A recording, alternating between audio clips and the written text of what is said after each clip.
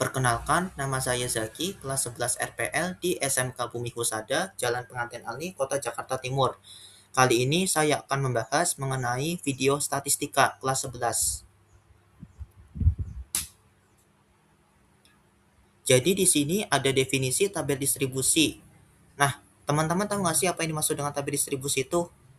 Tabel distribusi frekuensi adalah tabel yang menyajikan data yang telah dikelompokkan ke dalam beberapa interval, kelas beserta banyaknya data atau frekuensi pada setiap kelas. Nah, di sini ada contoh tabel distribusi yang berisi interval kelas dan frekuensi atau F. Misalnya interval kelasnya 40 sampai 49, frekuensinya adalah 4. Jadi frekuensi didapat dari data nilai ulangan 40 siswa yang masuk ke dalam interval kelas. Sekarang kita akan membahas grafik dari histogram. Jadi, definisi histogram adalah diagram batang yang digunakan untuk menggambarkan distribusi frekuensi data berkelompok. Batang-batang pada histogram saling berdempetan karena menunjukkan data yang bersifat kontinu. Nah, di sini ada contoh dari pembuatan grafik histogram. Jadi, nilai itu sebagai sumbu X dan frekuensinya sebagai sumbu Y. Semisal nilainya 40, frekuensinya berarti 4. Nilainya 50, frekuensinya berarti 6, dan seterusnya. Setelah kita memahami pembuatan tabel histogram, selanjutnya kita akan membuat dan memahami jenis grafik lain, yaitu poligon. Jadi, poligon frekuensi adalah grafik yang diperoleh dengan menghubungkan titik tengah setiap kelas dengan frekuensinya menggunakan garis.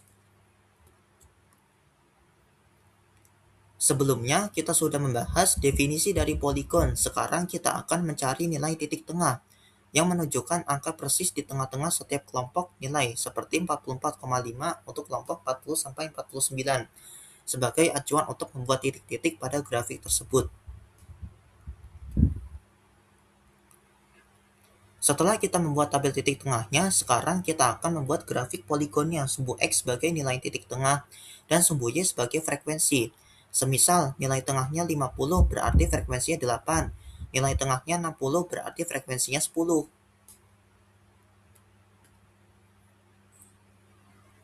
Sekarang, setelah kita membuat grafik histogram dan poligon, terakhir kita akan membuat grafik ogive.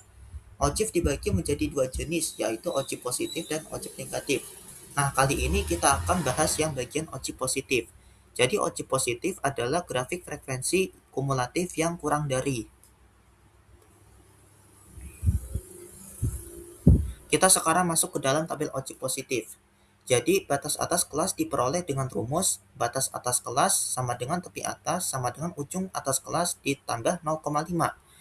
Jadi contoh pertamanya yaitu 49,5 berasal dari kelas pertama, 40 sampai 49, 49 ditambah 0,5 sama dengan 49,5. Contoh yang kedua, 59,5 berasal dari kelas kedua yaitu 50 sampai 59, dijumlahkan jadi 59 ditambah 0,5 sama dengan 59,5 dan seterusnya. Frekuensi kumulatif pada ogive positif menunjukkan jumlah total frekuensi dari kelas tersebut ditambah frekuensi kelas-kelas sebelumnya. Misalnya 49,5 hanya mengambil frekuensi kelas pertama yaitu 4, jadi hasil frekuensinya adalah 4. Yang kedua, 59,5 frekuensi kelasnya adalah 1 tambah 2, jadi 4 ditambah 8. Hasil frekuensinya adalah 12 dan seterusnya.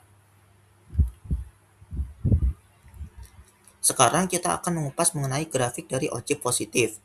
Semisal batas kelas atas 50 berarti frekuensi kumulatifnya adalah 4. Batas kelas atas 60 berarti frekuensi kumulatifnya adalah 12 dan seterusnya. Sekarang kita akan membahas mengenai ogive negatif.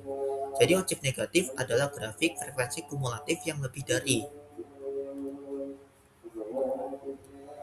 Kita sekarang masuk ke tabel ogive negatif. Batas bawah kelas diperoleh dengan rumus batas bawah kelas sama dengan tepi bawah sama dengan ujung bawah kelas dikurangi dengan 0,5. Contoh pertamanya, 39,5 berasal dari kelas ke pertama 40 sampai 49. Jadi 40 dikurangi 0,5 sama dengan 39,5. 49,5 berasal dari kelas kedua yaitu 50 sampai 59.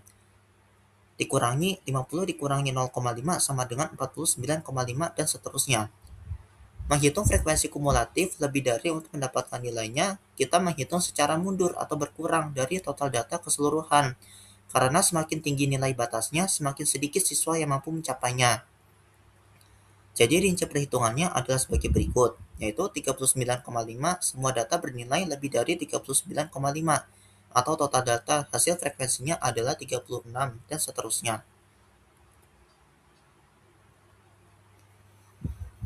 Sekarang kita akan mengupas mengenai grafik dari ojib negatif. Semisal batas kelas bawahnya 40, berarti frekuensi kumulatifnya adalah 40.